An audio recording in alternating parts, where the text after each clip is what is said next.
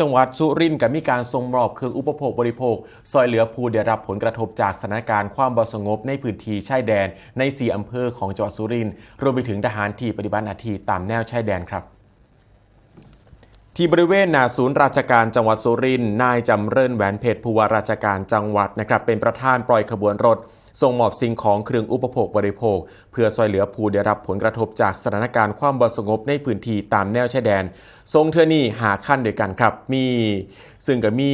นายประภาสีจันเวียงนายวีรชัยประเสริฐโสรองผู้ว่าราชการจังหวัดพร้อมด้วยหัวหน้าส่วนราชการและเจ้าหน้าที่รวมในพิธีการปล่อยขบวนรถเทื่อนี้